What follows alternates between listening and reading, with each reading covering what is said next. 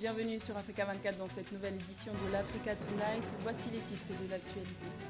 La journée mondiale de l'armistice a été célébrée le 11 novembre en République démocratique du Congo.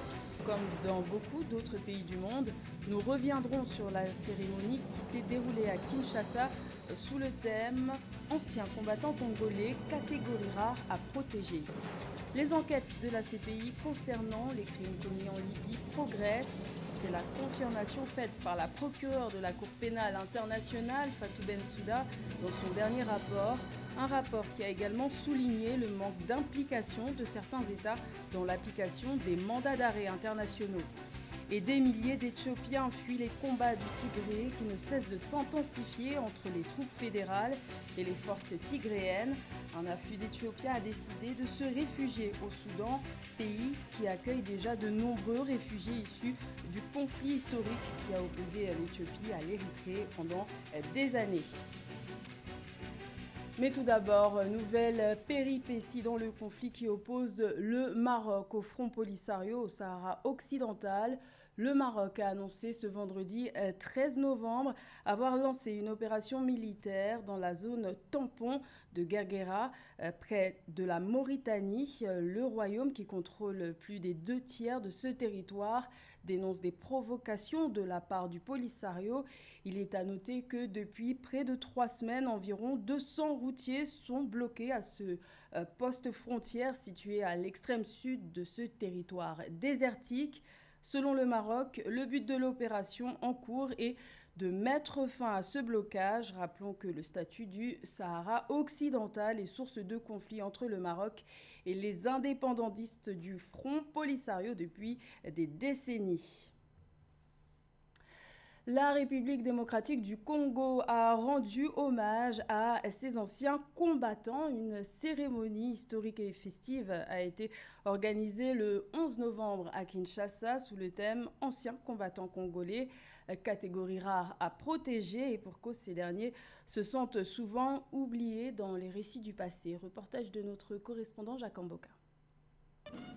Les anciens combattants de la République démocratique du Congo ont participé ce mercredi 11 novembre à la commémoration de l'armistice proclamant la fin de la Première Guerre mondiale. Un défilé militaire a été organisé pour la circonstance à Kinshasa où les anciens combattants ont été à l'honneur pour les prouesses réalisées pendant les 2 guerres mondiales. Selon le traité de Berlin, le Congo belge, déclaré neutre, ne devrait pas faire partie de tout conflit armé.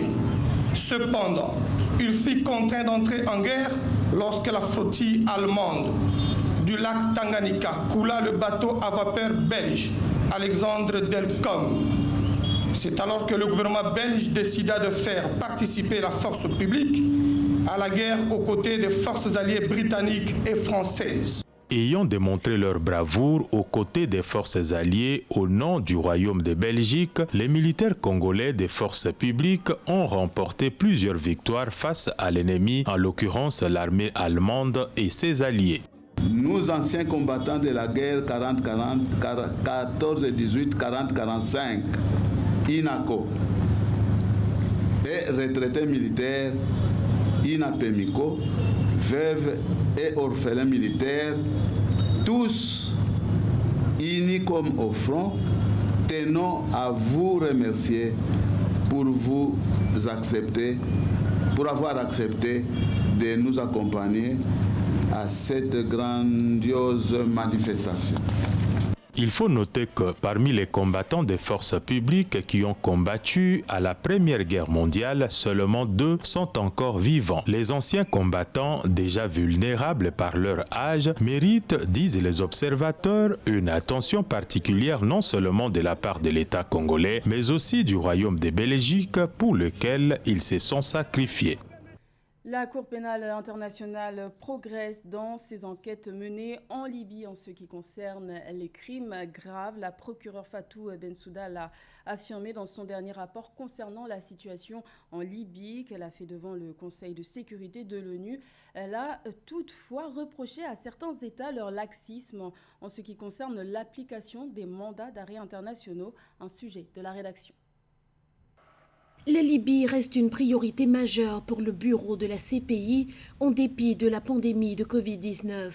La procureure de la Cour pénale internationale l'a certifié le 10 novembre lors de la présentation par visioconférence de son 20e rapport semestriel sur la situation libyenne devant le Conseil de sécurité de l'ONU. Fatou Bensouda a insisté sur la nécessité d'arrêter et de juger les auteurs présumés de crimes graves, indépendamment de l'accord de cessez-le-feu entre les parties libyennes, signé à Genève le 23 octobre 2020, qu'elle a par ailleurs salué. Les victimes d'atrocités criminelles en Libye doivent être rassurées que nonobstant tout cessez-le-feu ou accord futur, les personnes présumées responsables de crimes graves relevant de la compétence de la Cour pénale internationale seront rapidement arrêtées et remises à la Cour pour faire face à des crimes. Les enquêtes menées par la CPI ont considérablement progressé ces derniers mois, avec la découverte de fosses communes à Tarouna et au sud de Tripoli. Plus d'une centaine de corps ont été retrouvés, des victimes aux yeux bandés et aux mains liées. Les principaux auteurs et commanditaires de ces faits seraient identifiés, mais toujours en liberté suite au manque de coopération de certains États dans l'exécution des mandats d'arrêt émis par la CPI. La non-exécution des mandats d'arrêt est le principal obstacle à nos capacités collectives de redonner espoir aux populations et aux victimes de crimes en Libye. J'exhorte ce Conseil et les États membres à prendre des mesures efficaces et concrètes pour garantir que des refuges sûrs ne soient pas fournis aux fugitifs qui font face à de graves accusations pénales devant la Cour pénale internationale. L'inaction à cet égard permet aux crimes odieux qui auraient été commis dans des endroits comme Tarouna de se poursuivre. Il y a une responsabilité collective de s'assurer que les mandats d'arrêt de la CPI sont dûment exécutés. La Libye n'est pas un État parti au statut de Rome, mais en 2011, le Conseil de sécurité de l'ONU a décidé à l'unanimité de déférer à la CPI la situation en Libye. C'est dans ce contexte que des mandats d'arrêt ont été émis contre Saïf al-Islam Kadhafi et Mahmoud Mustafa Boussaïf al-Warfali. Également dans l'actualité en Afrique du Sud, le taux de chômage est au plus haut depuis la crise de 2008. Ce taux a connu une augmentation de 7,5% entre juillet et septembre 2020 pour s'élever désormais à près de 31%. Notons que le gouvernement sud-africain met en garde contre l'impact dévastateur qu'aurait une seconde vague de Covid-19 dans le pays le plus industrialisé du continent. L'Afrique du Sud est toujours comptée parmi les 10 pays les plus touchés par le coronavirus dans le monde et reste le pays le plus sévèrement touché par la Covid-19 en Afrique. La situation actuelle dans la région du Tigré semble échapper au contrôle du Premier ministre éthiopien Abiy Ahmed, qui était jusqu'à présent confiant. Ce dernier avait lancé une opération militaire le 4 novembre dans cette zone en réponse à de présumées attaques attribuées aux forces tigréennes, bien que celle-ci ait démenti. Les combats ont conduit au déplacement de milliers d'Éthiopiens qui ont décidé de se réfugier au Soudan. Le point sur la situation actuelle dans ce sujet de la rédaction. En 48 heures, des milliers d'Éthiopiens ont afflué vers le Soudan voisin. Tous fuient les combats qui sévissent depuis le 4 novembre 2020 dans la région dissidente du Tigré. Ces affrontements opposent l'armée fédérale éthiopienne au Front de libération du peuple du Tigré. À ce jour, le nombre d'Éthiopiens ayant pénétré au Soudan se monte à 11 000. Les réfugiés continuent d'affluer. La situation change d'heure en heure. Les déplacés descendent la rivière qui sépare la région de Kassala à celle de Guédaref, deux régions orientales du Soudan, une situation qui oblige les autorités locales à chercher des solutions d'accueil. Le HCR nous dit qu'il travaille avec les autorités soudanaises pour aider plus de 7000 réfugiés qui ont fui l'Éthiopie au cours des 2 derniers jours. Évidemment, à la suite des affrontements dans la région de Tigré, le HCR et les autorités locales contrôlent et enregistrent les personnes qui arrivent au Soudan. On s'attend à ce que davantage de réfugiés d'Éthiopie arrivent dans les pays voisins. Les collègues du HCR intensifient leurs préparatifs de secours d'urgence et travaillent avec les gouvernements et les partenaires. La Commission soudanaise pour les réfugiés craint l'affluence de près de 200 000 Éthiopiens vers l'est du Soudan. Si le conflit s'intensifie, l'Union africaine a réclamé le 10 novembre la fin des hostilités dans la région du Tigré où le bilan ne cesse de se dégrader. Des centaines de personnes ont perdu la vie et des milliers d'autres ont fui. Elle revient sur le devant de la scène avec une nouvelle œuvre gospel. L'artiste camerounaise Indira a présenté son nouvel album Souffle Nouveau devant la presse le 11 novembre, une compilation de 19 titres, une réponse aux mots qui minent la société. Les précisions de Corinne Kamse-Eoné. L'auteur de Stop Covid-19 est de retour en cette année 2020. L'artiste musicienne camerounaise Indira a présenté au public camerounais et africain son nouvel album intitulé Souffle Nouveau. Cet opus de 19 titres traduit la maturité artistique et spirituelle de la jeune artiste tout juste âgée de 18 ans. Le 11 novembre 2020, Indira et son équipe étaient devant la presse. Dans cet album, j'ai vraiment beaucoup travaillé. J'ai pris des cours de chant. Et cet album, c'est un peu comme une nouvelle Indira, un souffle nouveau, une Indira qui a grandi pour présenter un projet qui n'est pas parfait parce que voilà, personne n'est parfait, mais un projet quand même travaillé.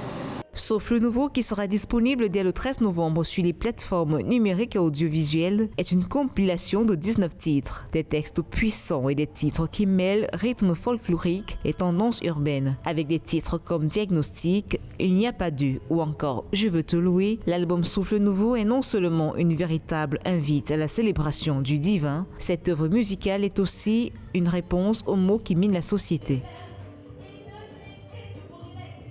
Comme j'ai dit, il y a beaucoup de chansons à thème. Il y a des chansons sur la paix. Et je pense que cet album pourra évangéliser ou toucher certains cœurs. Parce que le Cameroun a toujours été un et indivisible. Et dans cet album, vraiment, je prône la paix et je parle de la paix. L'artiste Indira, par ailleurs étudiante en médecine, a commencé sa carrière musicale en 2007 avec un album Quelle joie immense, sorti un an plus tard. Depuis, elle a enchaîné avec Consécration en 2012, Le Surnaturel en 2016. Dans l'immédiat, Indira prépare un grand concert en février 2021 et compte par la suite multiplier ses prestations pour le bonheur d'un public qu'il a complètement adopté. La 20e édition du Grand Prix Chantal Biya se tiendra malgré la pandémie de Covid-19. Cette épreuve cycliste qui porte le nom de l'épouse du président camerounais Paul Biya se déroulera du 18 au 22 novembre. D'après les dates annoncées par les organisateurs, 60 coureurs prendront part à cette compétition internationale qui débutera à Douala pour s'achever à Yaoundé. Plus de détails avec notre journaliste sportif José Douglas.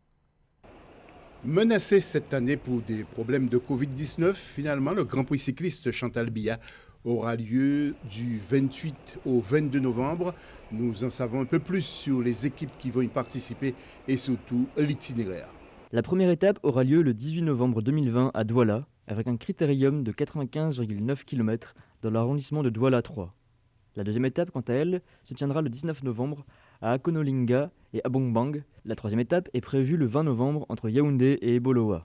Cette année, la course va se dérouler dans 4 des 10 régions que compte le Cameroun. Il s'agit du littoral, de l'Est, du Sud et du Centre. 60 coureurs nationaux et internationaux vont rivaliser d'adresse et d'endurance lors de ce prix cycliste dédié à l'épouse du président de la République, Paul Biya. Des coureurs du Cameroun, 2 équipes, SNH Vélo Club et l'équipe nationale. D'autres équipes avec le Burkina Faso, la République démocratique du Congo, la Côte d'Ivoire, le Rwanda et le Bénin. Pour l'Europe, ce sera l'équipe militaire de France et la Dukla Bansa de Slovaquie.